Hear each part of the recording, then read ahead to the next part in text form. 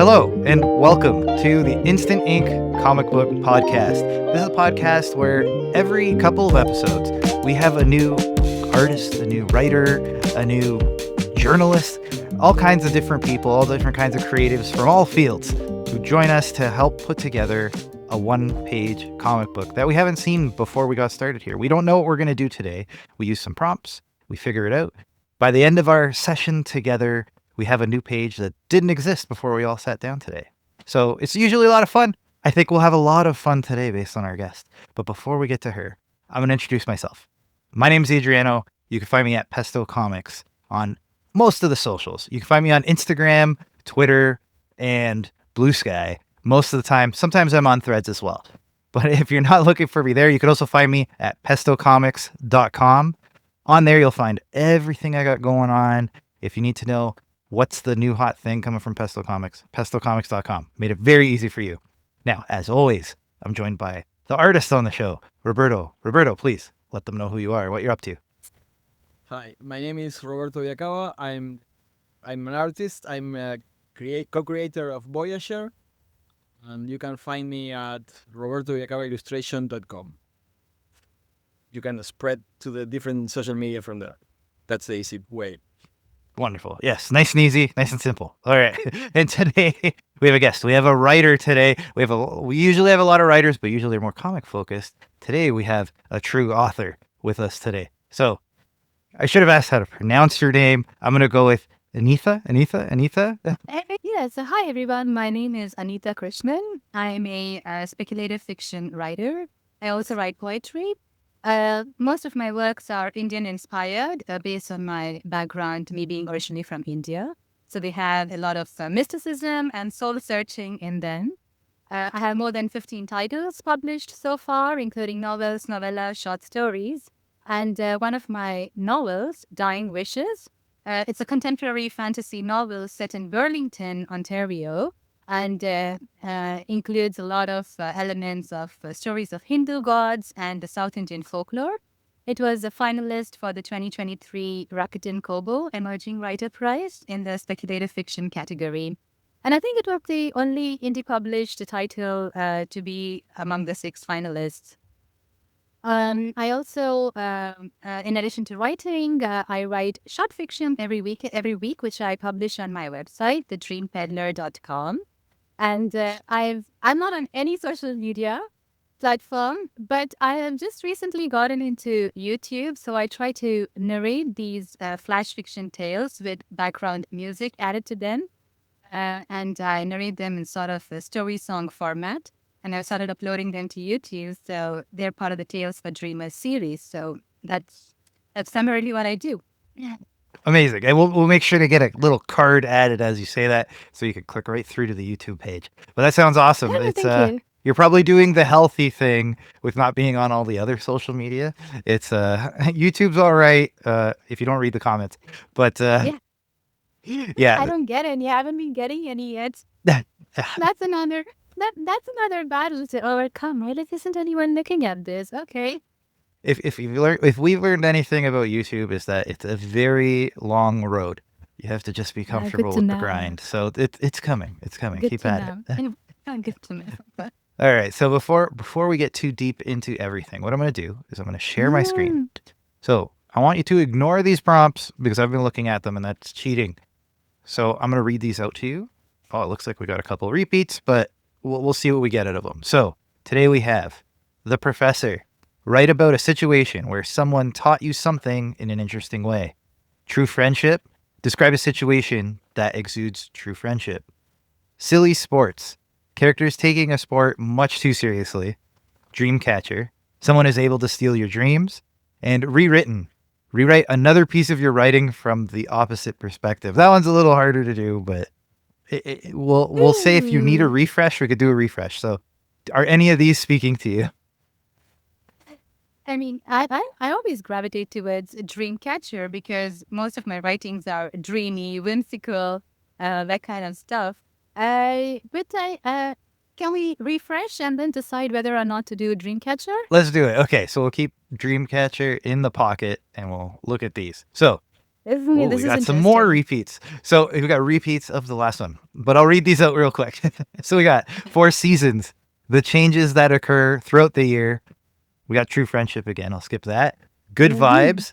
What's a situation where the character is getting great vibes? Question mark. An unexpected question asked to a character in the reaction. And spice rack. How does a character add spice to a situation? So Dreamcatcher or any of these. Hmm. You can also Okay. combine as well. Oh, that's interesting. Um, I'm gravitating to between question mark and spice rack now. Those two seem interesting. Unexpected question asked to a character and their reaction. How does a character add spice to a situation? Can we take the literal meaning of spice? Absolutely. So these are just meant to whatever spark Okay. was given to you, go with them. We're not strict about it. So if you have something in mind and it doesn't end up being the Okay. thing we started with, totally okay. So, okay, now let's combine Dreamcatcher and Spice Rack Amazing. and see what comes of it. I love it. I love it. Okay, so I'm gonna drop my screen. And Roberto, when you get the opportunity, if you could share yours. And let's see how we can start roughing out a page with this idea. So anything come to mind? Any visuals come to mind? Any plots? What are you thinking? So when we say Spice Rack, the reason that attracted me was because um, I told you I'm working on a duology, right? And I finished book 1 and book 1.5 of it. So in book 1, in order to get out of a tricky situation, one of the female protagonists, she throws a handful of red chili powder Oh, nice. on the antagonist's eyes. Like it's completely out of the blue. So that's what came to mind. That's the plot point that came to mind. That if someone's in a sticky situation, they could use like a pepper spray. I think, right? Like they could use that. Um, so how would that work along with a dream catcher? Can you do an equivalent of that in a dreams? Like if someone's coming to steal your dreams, and the way to get rid of them is by using a can of pepper spray or hurling a fistful of chili powder in your eyes. I don't know, or is that too weird? No, nothing's too weird. Nothing's too weird. I like that. I Okay. wonder if we're dealing with dreams, is the chili powder situation happening in the dreamscape or is it happening in real life? Right? Is it Oh, very interesting. So, then how do we do like a parallel, the ending? Like it's a parallel between the dreamscape and the real life. So maybe they're throwing the chili powder or chili flakes to make it more South American or Canadian. That's at the end of the dream causes the antagonist or whoever is trying to steal the dreams to go away. And then the next frame is she's throwing something at someone in real life. Mhm. Uh, can we make that something like funny, Yeah, like absolutely. maybe splashing water at and her partner or something like that, Oh, I like that. Yeah. waking them up. Somebody's got it's like a night terror situation, right? Where they're waking up and ruining the night of their significant other. I like that. Right? I wonder Yeah. hmm. What kind of a dream it must be then for it to end like that? I feel like for it to be Mhm. a spice situation, right? Like it does the spice Mm. itself influence the dream? Is the dream now like a really like uh like a hot environment kind of thing or like a fiery whatever, right? Yeah. And that's what's influencing them. Um maybe it's I'm trying to think. If you want to go to the comedy route, it's always good for a one page too, right? Because then you get the gag Yeah. at the end. What if it's that the spice itself is influencing their dreams? So maybe it is the Mm. partner, but it may be the one who is awake is eating something with a bunch of spicy whatever and ruining the dreams of the one Yeah. sleeping next to them. Yeah, that sounds really fun. Yeah. Well, what is super spicy? I mean I can think of many spicy Indian dishes Oh, sure. Yeah, yeah. Yeah, like it's eye-watering Like I don't eat meat, but I think all these vindaloo dishes are really spicy. I think Oh yeah, yeah, I um could see that. like I watch it. Okay, so Hmm. I see. Roberto's doing a whole different level of ooh, it's going more the yeah. nightmare, right? There's I like that. oh, how if you want someone to be eating, maybe it should be in an office cubicle setting, somebody eating at their desk while another person asleep at their desk Oh yeah, and having this dream. And then, I mean, that would explain why. Of course, we could have people eating at all, eating something really spicy yeah. in the middle of the night or in the. Like, do you delete that or? No, no, it's in a layer. I can turn it off and try something else. Oh, okay. We don't lose anything here, but That's good. yeah, I like that idea because then it's then if you even want to go silly with it, it can be them putting spice on everything, and it's creating this cloud that's going into the next cubicle, right? And it's that's Yeah. what's And influencing their dream. waking that other person up. Yeah, Yeah. Yeah, exactly. Influencing their dream, right?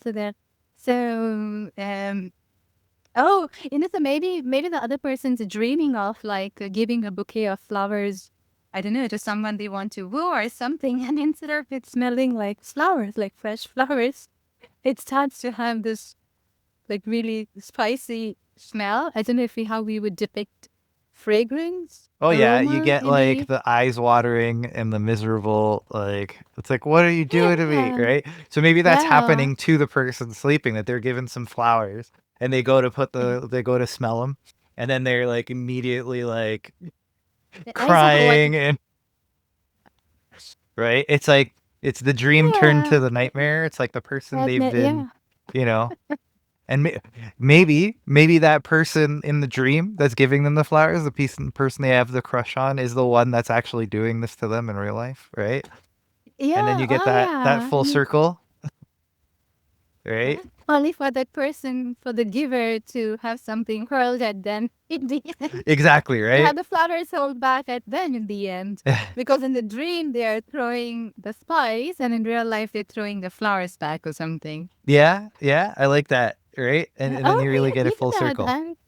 All Yeah, I right. love it. Victorian representation. Like I was thinking of two people sitting side by side, but this is so visually appealing to people facing each other and then the top view.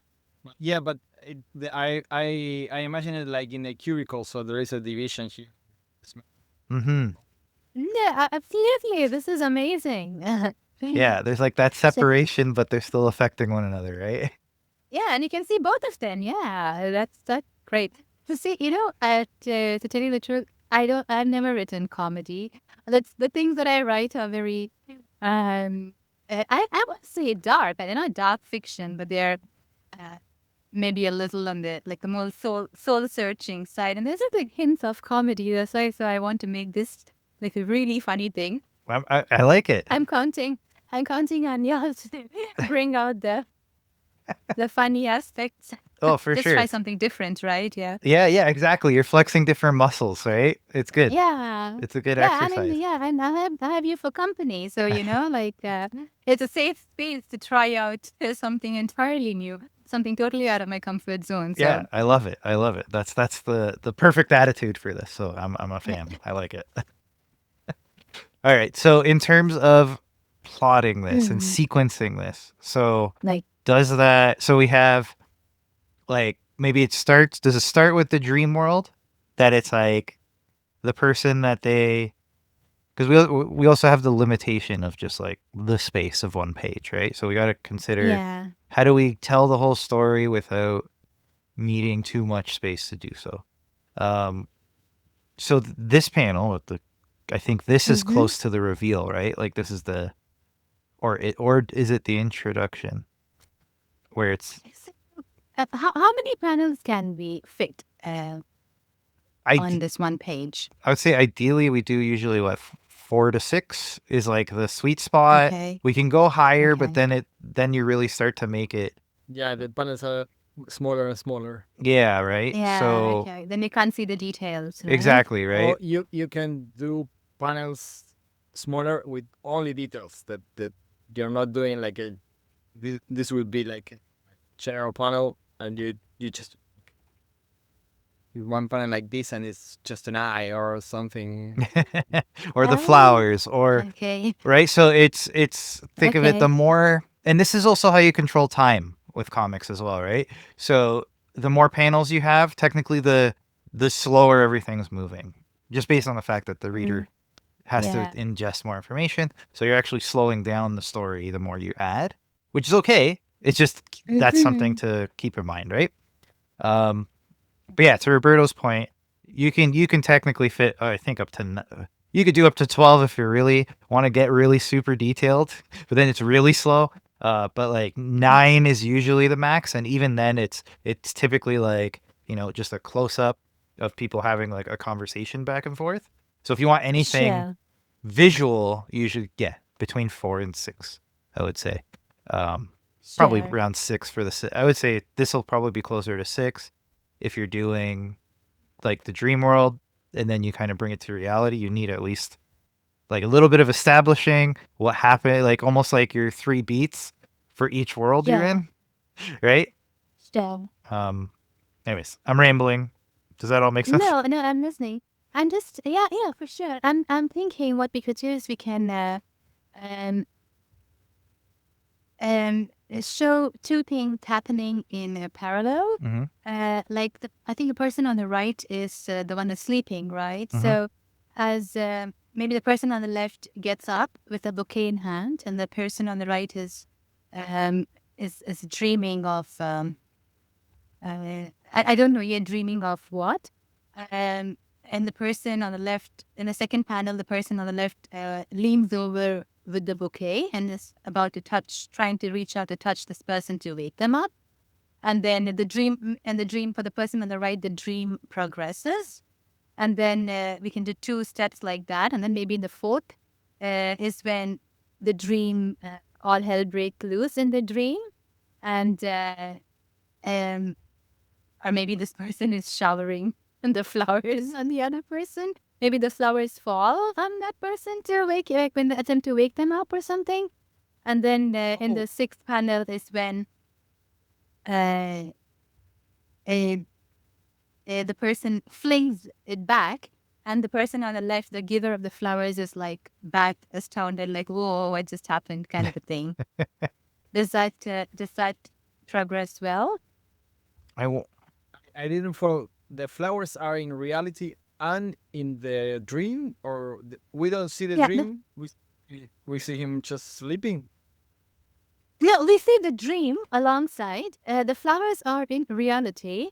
Now, but this person wants to give flowers to the person who's sleeping. Yes. Um, uh, but what do we portray in the dream? Like, what makes a person so uh, the dream go all awry? What are they dreaming about, and And what about what makes it the spicy rock? the spice? Yeah, the spice part of it now. I completely I forgotten the spice. what I understood at first is that he or she is dreaming about the flowers, and the guy in reality is eating something spicy. That's Yeah, when there was she that, right? or Yeah. he smells the flowers in the dream. He starts smelling the food, and that wakes him Yeah. up or something. But Yeah, yeah. And we wandered away from that, right? And that's okay. Like if again, it's just this was meant as a spark. I think we're still following the Yeah. Dreamcatcher one anyway. But I see where you're going with yours. So if we were to do, this is happening in reality. It's like this person's trying to. So maybe if let's ignore the spice element of it for now. Okay, sure. Right? We Like just just for stumbled back towards the simplicity. dream. Okay. Yeah, and then it's Okay. this person. Yeah, he's coming in with the flowers. Meanwhile, there's this person, the one that they're pursuing, is asleep. Um, Uh-huh. and they're going through this dream, and maybe it's a matter of maybe they're allergic to the flowers, and that's So it ends with Yeah. they wake up groggy and then sneeze right in their face, and that's the In the final. face. And That's the that's very punchline. interesting. Yeah. Because they're very allergic to the flowers, right? Yeah, that's very interesting. Yeah. Forgive me, my cat's Yeah, being a yeah, terror. we could do that. Oh, wait. Oh, this is What all kind of over. a cat is? Oh, hello. Oh my God. What Yes, kind of a cat is he's a he? tabby. Just a Oh, okay. generic cat, but he's very he's being a bum. He's How old is he? sorry. How old is he? He's 8 years old, so it's Oh, it's near his dinner time, so he's being a real grump. But it's a little too early for him. So, but yeah. okay. All All right. right. So then the first panel is what this person coming in with flowers and the other person asleep at their desk. And like, should we start the dream there itself? I wonder. Yeah, maybe we start with a dream, right? And then how does the dream work now?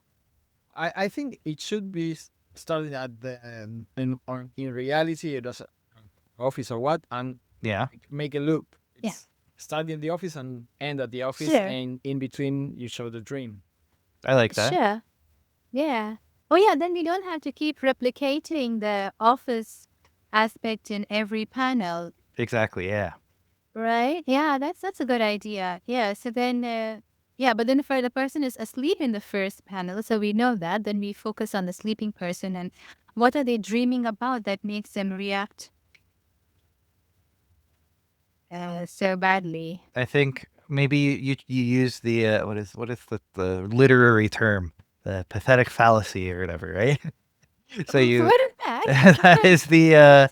it's the environment changing based on the like feelings of the protagonist. So it's like maybe the dream is like a sunny nice day, and slowly it starts to get the clouds roll in, and it starts to get really dreary, and that's really just their allergies hitting because this And then person you has the flowers in sad. their face, right? So maybe they're being Okay. surrounded by these vines or something a little more Okay. threatening, right? Yeah. That Oh, and that then sorry to interrupt, no, but please. then that's then how about okay, this person, if we don't need to stick with the office setting, right? Sorry, Roberto. Yeah, no, it's- let's Yes. because now what I'm thinking is a person who's coming with the flowers could probably have an engagement ring in his hand, and this then okay, then let's make it the girl who's asleep. Mhm. She's dreaming up an engagement ring, but for some reason it's like it turns into like a snake coiled around her finger or something like Okay, that, yeah. you know? And then this guy, maybe he got her lilies. So the last panel of the dream could be like this snake, like, I don't know, a cobra or something, like opening its fangs to attack. Mhm. And then, but it's actually like, you know how the lily snutter is? It's got those long petals and then a little, I don't know what it's called, like a little stem in the center with, I think that's what lilies are, right? I'm not Yeah. No, sure. you're right. So, but then you could draw parallel between the snake's hood and this kind of a flower, like a tubular flower, and okay, now we've digressed from the energy aspect, but that's what I was thinking. That's what would make them throw the flower or fling it back at the person who's bringing it. Mhm. Why is that making them react like that? Because they were in a nightmare. They were in the throes of a nightmare. I like that. Yeah. So it's kind of Eh? that's what the tie is between the two, right? That when they wake up, these lilies are like they're still there. They woke up and they're still in still front of them. there. Yeah. I like that. Yeah, does that make sense? Like, does that complete a loop, so to speak? I think it does. Yeah, like it starts with like you said, it starts in the reality, and then we get the this person's asleep somewhere. Where are they sleeping that this person's going to? That's my only Yeah, question. I don't know. It can't be on the bed. You could still be like at home at their desk or something. Sure, yeah. Work from home. Yeah. fall asleep at the desk Right. Yeah. And if it's a home, with you know, that. they could be on the couch or whatever. But they're Yeah, asleep and this person's trying to surprise them. And then yeah, meanwhile, in this dream, they're dreaming of this scenario. So maybe it's a yeah, situation where, yeah, it's not even fully apparent right away that it's a dream, yeah, but that because yeah. things start to change and morph, it's like, you know, that's what makes it clear And that it's like, oh, this isn't see, real. yeah. But then when they wake up, right, that's how we know. Well, I mean, we could show that they are sleeping as well in the beginning because I've heard that sometimes when I don't know how right this is, but usually when you submit short stories to magazines and they have this list of the fantasy magazines Hmm. and they have this list of no, don't do list of don't do's, Yes. and they say don't write the story and say at the end that it was all a dream. So, We'll I allow it. mean, we But can't. yes, I totally get that. But Yeah. I think in So this I don't case, think it would. it's not all a Yeah. dream. If anything, it's happening. It's Mm. the meshing of Oh the two yeah. that's the problem, right? That's true. That's true. That's true. Yes, that's a Yeah, but then there's how that's turning out. And I love that you don't you save all of this because it's so good. yes, that's experience. That's he has all these in the back of his head. How long have you been like? Or you can answer for him if he's busy. How long has Roberto been doing this? Yeah. Have I been doing this? The Hmm. comics and illustrations. Around 25 years. I think started at 2003. Uh, Yeah, around that time. yeah. Yeah. Very interesting. Yeah, so just over 20 some years. Yeah. Yeah. That's how long you've been doing comics too, right? Yeah, I so mean, I've been based on doing going off your bio. yeah, I've been doing all kinds of writing. The comics in earnest, like the actual like crowdfunding and all that stuff, I've only been doing for about 3 years or so. But And prior to that, I was writing screenplays and short stories and doing all that and entering contests and doing all that fun stuff. Before I decided, you know what, I'm tired of asking permission. I'm just oh gonna yeah, do it. for sure. So, For sure. I know. all right. That's my that's the biggest thing with like, oh, submit here, submit there. No, I'm just gonna push it out to the readers. But you've been having a lot of good success with the Kickstarter, haven't you? Yes, yes. Thank you for noticing. Yes. Yeah. Yeah, it's been going well. It's been like again 3 years is it sounds like not a Yeah. long time when you're talking about doing things for 20, but it is a long time when you're trying to Yeah. recoup costs and things like that. So For sure. I'm glad to be having more and more success for sure. But yeah, it takes a lot of patience, a lot of risk taking, And comfort with risk. But yeah. I think it's well worth it if you believe in your work. It's I think it's worth Yeah. pushing out, right? Because everything else is a bit of luck of the draw. Trying to win a contest or get in with a publisher, that Yeah. it's like you have to find the right person with the right publisher at the right time. You know? Yeah. That's too many factors out of our control. Yeah, exactly, right? So I'm Yeah. never against the idea, but if I have an idea that I would prefer to just see out there, I have the Yeah. means to do it with crowdfunding and all these other things now. So yeah, I Yeah. always recommend it if people are serious about it, but you have to have it all in perspective in terms of what's going to come of it and how much you got to put into it and all that. So I understand it's not for Yeah. everyone. Some people want to write and only write and that's it, and some people want to be the full business. So where do you land in that? Do you feel more entrepreneurial, or are you just like, I'd prefer to write and have somebody else work with the rest of it?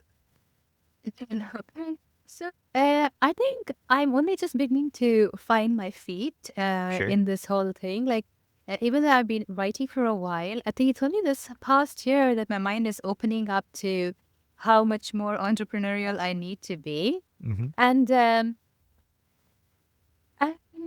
I, I like doing new things. Like, for instance, uh, I'm very good at learning stuff. I started the YouTube channel because I wanted to learn how to put together, how to record and put together a soundtrack and audio track with my narration and GarageBand, and how do I make thumbnails and upload it to video and stuff like that. So I think I'm pretty good at the production aspect of it, but I know nothing about the marketing and promotions aspect of it. So I think maybe next year is the time when I want to dig deep into that and really learn how to work it. But to be honest, I've come to realize that I can't do all of it at the same time. Like, I'm finding it hard to say that, okay, I'm going to write for 2 hours this morning and then I'm going to look at some of the admin and marketing stuff. I'm not yet that organized to be able to do it like that. It's been such a slow journey for me, such a slow journey. And I think it's probably because I only write and do my work when my child's away at school. So then, which means summer holidays. And like, like I have to run off to the library to just get an hour of writing in because I don't want to lose touch with that. So I honestly, I haven't figured out how to put it all together. So for now, I'm just trying to focus on fewer things at a time. So I still have 15 titles out, but it's 2 novels, 2 novellas, and a bunch of short stories and a collection of poems. So the more I'm listening to the market, the more people are saying that it would help to have books in a series so that if you advertise the first one, then you could start to see ROI on your third or fifth book in the series. So which is why I thought, okay, let me try my hand at writing a duology. And also I wanted to flex my muscles, try something new, right? So this is my first time writing a duology and it's taking much longer than I anticipated. So I wrote book one. In the midst of writing book one, a secondary character wanted their story told.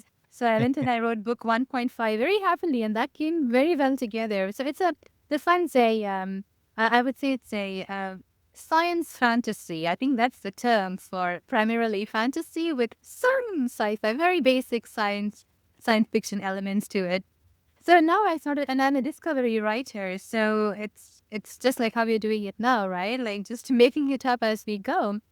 So so now I'm in the midst of writing book 2. So I first want to finish this before I start looking at other things because it's such a rabbit hole. I mean, there's so many things you could do, so many things you could dig deep into. And I don't think I've even figured out how to handle all of those things at the same time. So I don't know. I could use some tips from you. Well, when I figure it out, yeah. I'll let you know. For me, I agree. I agree with all the points you're saying. Like it's hard. I find that I work almost like you hear the term that people work in seasons, right? So they're like, for me, I try to make it like each week kind of have a theme, or not Oh, so that's officially. effective. I don't like Yeah. write it on the board and like this is fulfillment week, but I just know that there's certain tasks I need to complete each week. So some weeks I'm all in on writing, and this is what I'm doing. I'm writing. I have scripts that are due. I have novels I'm trying to write, all that stuff, and this is the week I do all the writing. And again, it's not like a Monday to Friday thing. It's just this period of time I'm working on this Okay. until I kind of burn out on it, and then I jump to the next Yeah. thing. And then I'll do some fulfillment. Like now I'm kind of in my fulfillment stage. So I'm sending out Okay. surveys and I'm putting packages together and I'm Yes. and part of that's out of necessity. Like people now are expecting the packages to arrive at their door. So I don't have much, like, even if I wanted to write, you got to get the packages out. So there's a little bit of that. But I find if I try to do all of it, if I try to mix and match a lot, I end up, all of it falls behind. Right. Yeah, which good lord, yeah. Yeah, right. So it's hard to like say like I'm gonna write this morning and then the afternoon I'm gonna do packages and then Yeah. in the evening I'll do this podcast or whatever, and like this is an No. exception. This is a persistent thing that Yeah. happens, but all of it, everything else kind of has its moment, and that's really the only way I feel like I can stay on top of it. And I don't think Yeah. since I've really started, like at least with the crowdfunding aspect of things, I don't think I've ever felt on top of it. And I always Because add more to my plate. So, there's always something to be done, right? right? And Yeah. if there isn't, I think of Yeah. something. So I don't know if you feel the same way, but How many times have you tinkered with your website? yeah, exactly, right? And it's The like, you kind of know a thing what? where it's so I'm gonna add something to the newsletter. I'm gonna do an extra this. And then I regret it shortly after. yeah. So it's a learning experience, but I'm always trying to find new Yeah. ways to do some like productivity in that. Like, I think I actually have it next to me. See, I'm disciplined in a way. I bought one of these, like an old style planner, and it just Yes. has like the Monday, Tuesday, and you select the Oh yeah, like right. yeah, I have it. And the good thing with this is there's limitations. I only Yeah. have as much tasks as there is space on the page. Where Yeah. using the online ones, you can add infinite Yeah, you can just tasks. keep going on and on. Yeah. So Oh yeah. Oh God, I hear you on that. Like I started doing this. I started putting an Excel together where every day I note down what I've accomplished on the writing front and nice. what I've accomplished on the personal life front. Because I mean, being a parent also takes time and effort and attention. It takes a lot of mental energy. If you so. I mean, I just keep putting it there because it's so easy to fall into the trap of thinking I haven't done anything so far. But that's helping. It's helping me from going insane. But hey, I think Roberto already has something up there, Yeah, and he's I'm waiting for us to take a yes, look. I want to check because I'm not sure if I made justice. We Yeah. were talking because I got lost between the flowers and the ring and what's the Okay. Let's see. so So what we were trying to say, yeah, he's coming. He's going to. In the second. What's happening in the second panel? the Oh, second is he? piece like Oh, he's giving her the flowers. he's leaning to Okay. give to him But is she give awake her. then? Sorry, she Is she yes awake? yes, but what I thought about is like this scene starts here, Uh huh. flows, and you realize it's a dream here with the flowers becoming snakes. But then she wakes up and it's a moment before the arrival. He's just driving. Oh, that's super interesting. Or Yeah. the like it's the moment before the first panels. It's Oh, there. yeah, that's I interesting. That's an wonder interesting way of. for just the flow of it, I'm wondering, uh, do we move that like dream reveal, like the what 1, 2, 3, 4, into the second row, and then have a panel just to establish that like she's waking up, and Yeah, then to you get make that the repeat, same size. Right. right?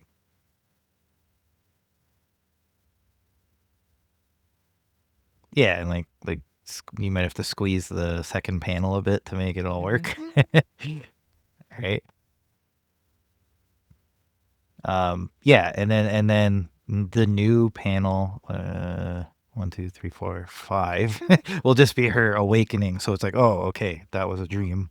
But like you said, then the big Twilight Zone moment is for all we know, it's a premonition, right? It's a Yeah. Maybe you should have maybe the last one.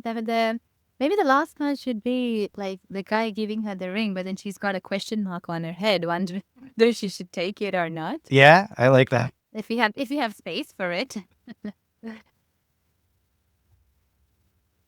So basically, the thing with the snake was, I mean, she has a ring on her hand, which becomes a snake in the dream, Hmm. and then which resembles the flowers in reality. Or, I mean, The snake resembles the flower.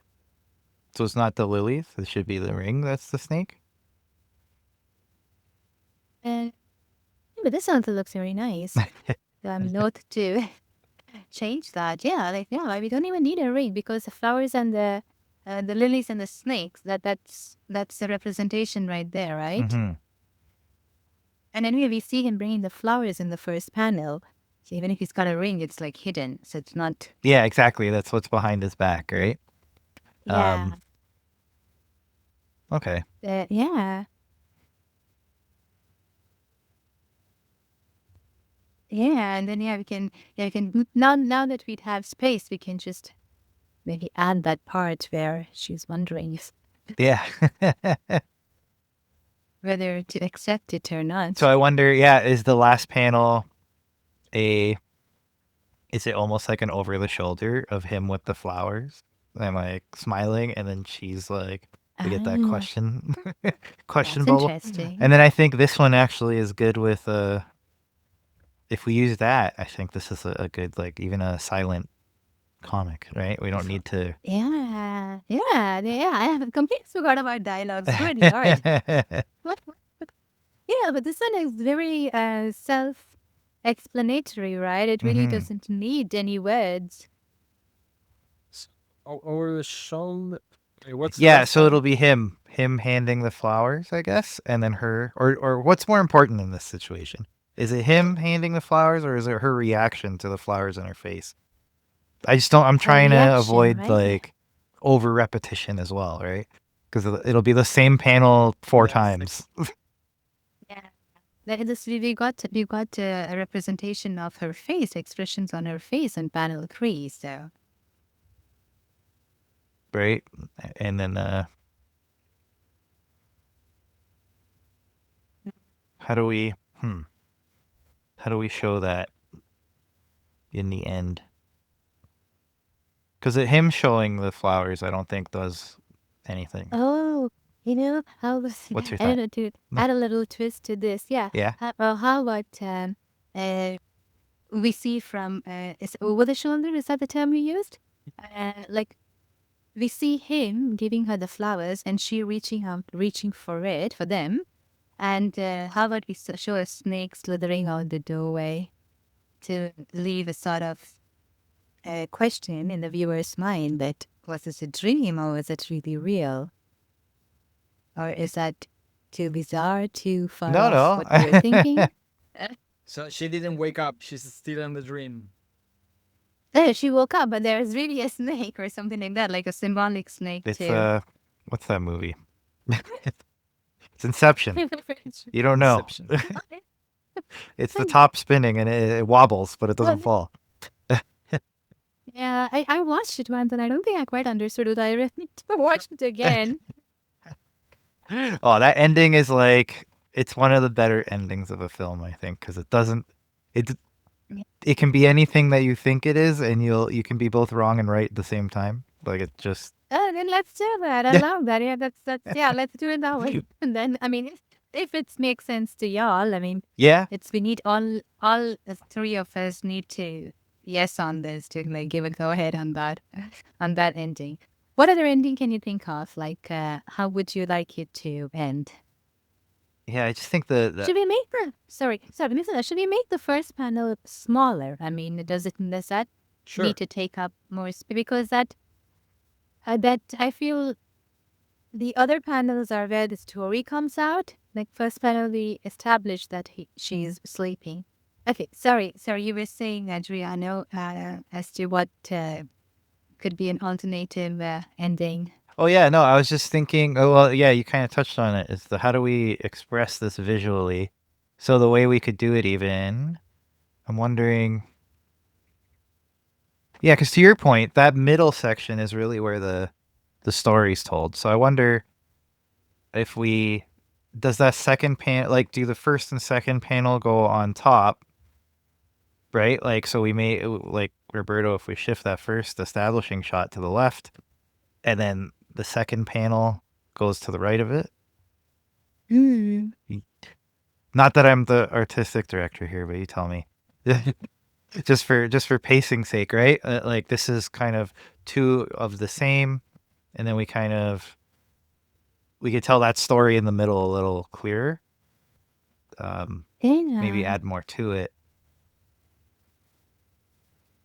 I don't know what we would add to it, but Yeah. I feel like, right, if we can emphasize the strangeness of that, maybe it's her.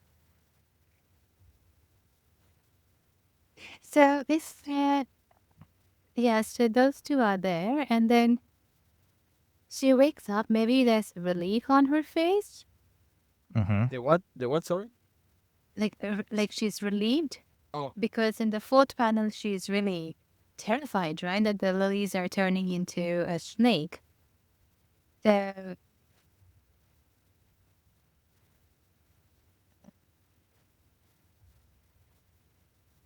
So she wakes up, realizes it's a dream, and then she's like happy and relieved to take the flowers. Okay, and then maybe And then the end to this. Yeah, so there's relief, and maybe we add a panel to the bottom where rather than the snake, maybe the snake it's just feet since it's the bottom of the panel, and and there's like the snake coming in between, right? Like it's like the snake is like entering the room between his feet, so we don't exactly notice it in that fifth panel, yeah. right? Wait. Yeah. Maybe we just. I was showing the flowers here, but maybe I just show him entering, and Mhm. in the last panel he reveals the flowers. It's all coming Full circle. Yeah. She's relieved, and maybe we see him with the flowers. She's scared again without seeing the snakes. Oh, she's Pablo dog. Yeah.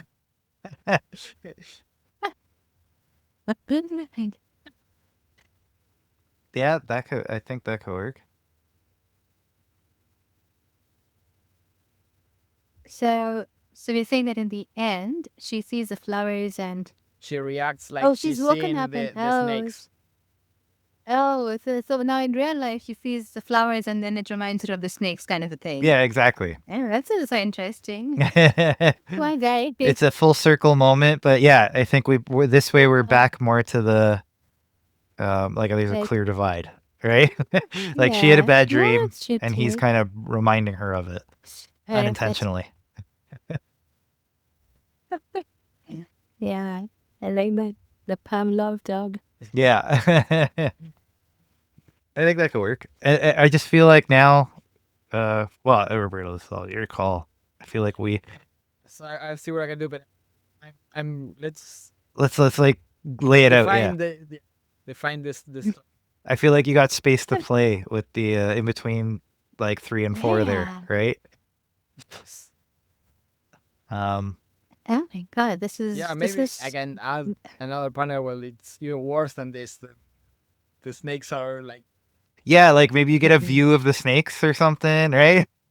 yeah. Well, Like really sell the point that like it's terrifying, and then like, it's commitment is terrifying. yeah,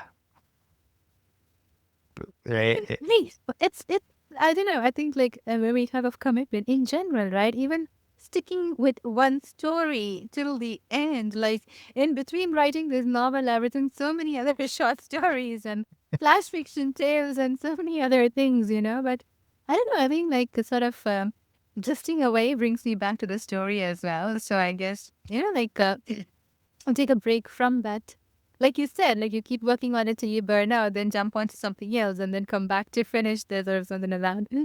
Yeah, I think it's a good exercise because like I find that if you're working on one thing too long, you kind of get mired in it and you get lost, and then that's where the writer's block comes in.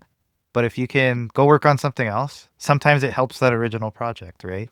Like just being focused on something else entirely and moving on to something else, and you're like we've been saying, flexing different muscles, like doing things different, and then suddenly you kind of unlock where you were stuck on the previous thing, right? So it's like doing anything. You go to the gym and you lift the same weights over and over. You're gonna burn yourself out. You gotta mix it up. So Yeah. but yeah, It's amazing how it's all coming together. yeah, it's looking good. These sketches look really nice. So we got rid of this spice rack and so we stuck the Dreamcatcher. Oh, but the first the first page of prompts that you had, there was one prompt there that said purple haze. Mm-hmm. And then he said like that's repeat. So you moved on to the next one, right? So Purple Haze is actually the name of a pub back in India when like we were in our early 20s. Oh, good lord, that's like decades ago. So we used to go there a lot. Like, I mean, that was when for our generation, the pubbing culture was sort of taking off. So Nice. I wonder if you read what the description of that prompt was, the Purple Haze prompt. Oh, Do you remember? I if it don't had a remember. I wonder if I description? could pull it back up. No, it's not coming back Oh, up yeah, for me. you Oh, can. here, I found it. Purple Yeah. haze. There's something keeping you from seeing what's going on around you. That was what the prompt was. Oh, interesting. Ooh, like a veil or something. Yeah. Can I have a dream? Yeah, I think it all works together. Nice. But nice. All right. So I say, so are we good with this page? Are we good to unleash Roberto on refining it, you think? Yeah, go for it. Right on. Okay. But Okay. did you say that you would add another panel at the end to At the end, show the snakes or? no, this one. Oh, okay, we can narratives. Okay, all right, sure. That's a good one. Yeah, okay. Go for it. Okay, Right on. perfect. Go for it. It's a good one. It's a really good one. Oh my god, this looks even more visually appealing than I had in my head. I love it. Yeah, what did we end up with? We were trying to we got 1, 2, 3, 4, 5, 6, 7, 8 panels. That's pretty tight, but that's good. That's Yeah. good. But you could see our point in terms of like the variation of panels as well, right? Like some of them are really close and Yeah. tight, and then we have our more broad ones, and so Yeah. it's nice in a way because it adds this like the pace of the story is a little slower, so it gets a little deeper. Where if you did 4 panels, it would be like a bad dream, thing happens, wake up, And- punchline. Like it's not right. It would be real Yeah. quick and snappy. So if you wanted to do like a really big visual, you would do that. But in this case, Okay. I feel like it like escalates and escalates and then resets, right? And then gets a chance to yeah. escalate slowly again. So Again, yeah, and then I like that sort of open-endedness to it at the end, right? Mhm. Because it is very, very nicely done. yeah, it's Roberto's a pro. He knows what he's doing. I know this is and then so fluid. This is like the whole time he was just catching and things are just coming to life. This is magic, honestly. This is real magic. It's amazing. Yeah, it's always every week. It's fun. It's fun Yeah, because I'm going Yeah, to that's ask the you, can word. we do this again? Like, can I join here every week just to watch it? But I mean, you know, the thing is, it's different watching this unfold when you're talking. Like, I mean, I think that's the aspect I miss the most if I had to watch something on YouTube by myself. It's just, to me, it's too lonely. But yeah, when you're talking with people and like, maybe you should have you don't do it live, right? So, but then you can have like this, you know, how people have this, what's it called, a launch party or something where they watch it together oh yeah. or something like that, right? Yeah, Yeah, nice. we've threatened to do it at like well, you're local, so we've tried to get into Fan Expo a couple times to do a live one. Okay. Yeah, like a live. It Oh, would have to be nice. like a truncated version because you only get like 50 minutes or whatever in there. So we'd have Sure.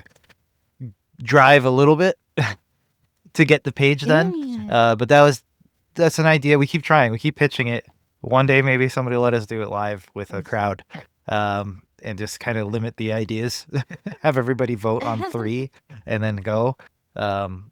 Right, but like yeah, that we've been wanting to do that, to do it in kind of like a live setting.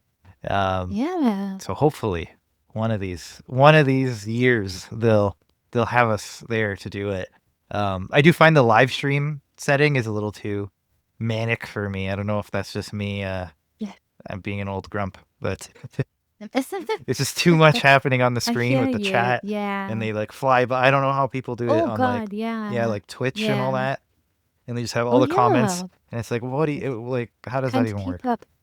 So Oh yeah, and like I watched some of those videos just to admire people who do that because it's a skill set I'm completely devoid of. exactly, exactly. I just don't have that ability to keep up with the chaos. So um, yeah, it would be fun in theory, but I feel like in a live Yeah. setting that I can handle. Like, give me a microphone It- in front of a bunch of Yeah. people, no sweat. I'm happy to do it. Yeah. But yeah, do it in front of just like a chat box that's like endlessly scrolling, and I sweat a bit. I don't know if I can do that happily. Yeah, I hear you. I hear you. How did you get into doing comics in the first place? comics, for me. I'll let Roberto answer for him, but because he's got a very different story than I do. Yeah. For me, I've just always been into them. Everything I've done has been with the goal of eventually doing comics. So I originally went to film school, and in film school, I did films about comics.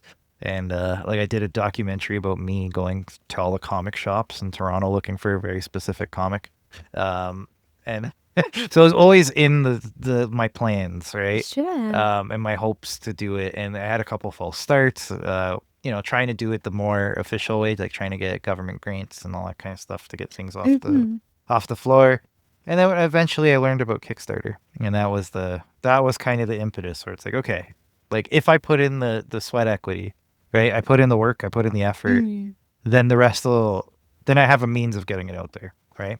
Like the platform will do the work of at least hosting it and making it a place where people are comfortable to get things. Like Kickstarter has I'm borrowing their reputation, right, to get the comics out there. Yeah.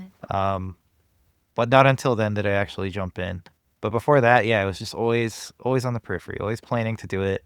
Roberto went a more traditional route, from what I understand. I actually found his book at Value Village on the weekend, which was hilarious.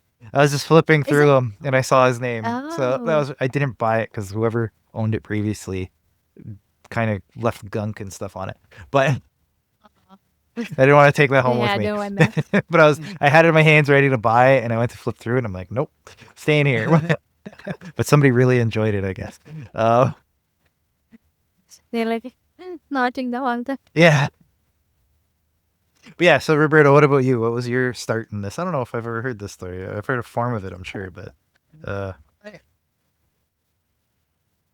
I was the reader first, and I was more drawn to the art, obviously. But I read since I started reading. And I started reading comics. My dad used to teach art too. Oh. One of my first experiences telling it's a drawing of his that he did, like was like a caveman with a spear confronting a dinosaur. I know this is not historically accurate, but the drawing was amazing for Why me. not? A fantasy. Yes, he did it with a ball pen. They had a lot of texture, and it was only one drawing, but there was a story there. Sure. I think I started drawing from there. I never stopped, and I always was looking ways to how I can sustain my living doing this. Actually, I went to study architecture first. Oh, okay. My parents, you need a university degree for your life. But when I was in the university, I found a publication that was journalism about comics. Okay. I found out, okay, there's people behind comics living of this, so that's what I course correct and went in the comic in the illustration. Nice. Nice. Started studying illustration from there. I already draw. I took it more professional from. Wow. Nice. Very impressive. What about yourself? What was your start in the whole author game? Oh my God. Yeah. Oh, good Lord. So, I actually studied to be an engineer. I'm a chemical engineer by education. So the other game didn't come into my life until much, much later. So, but I think I was just drawn towards writing in general, even though I studied to be an engineer. I think one of the reasons I studied to be an engineer was because growing up in India, the options at that time were pretty limited. You either studied to be a doctor or an engineer. And you studied to be a doctor if you had a doctor in your family so that they could help you set up your own practice or you join their practice kind of things.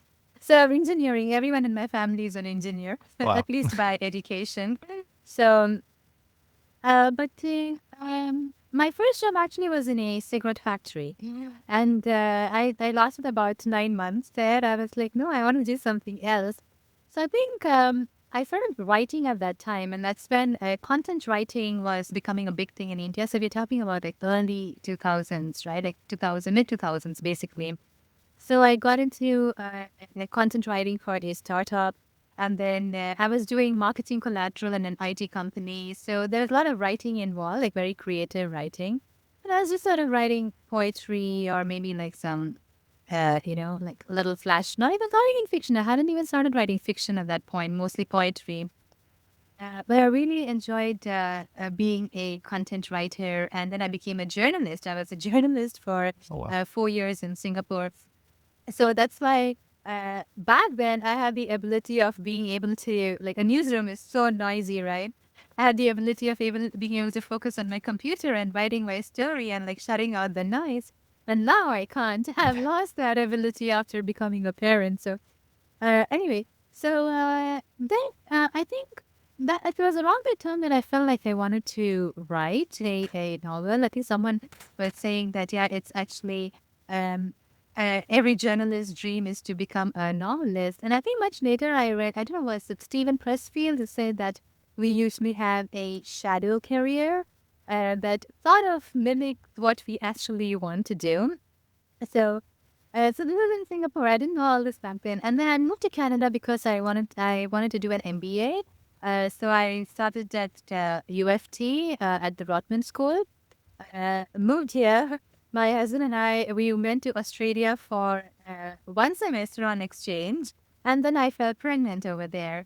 So then I took my mat leave, and then we came back with a 6-month-old in our hands. Wow. And yeah, so it was too much. I had 1 semester's worth of courses left to finish over here. I had a 6-month-old child to look after, and we didn't have family here. So it was a bit too much. So that's when I started writing. Like when I was pregnant, that's when I actually wrote my first novella. Like, I mean, after all these years of having so much time Yeah. and not doing anything with that time, that's when I was like, time became very precious because there was so little of it to waste, right? With a newborn in the house. And that was my creative outlet. And then because we were in Australia when he was born, I didn't. I hadn't enrolled. I didn't know that daycare wait times could, last up to a year or more and stuff.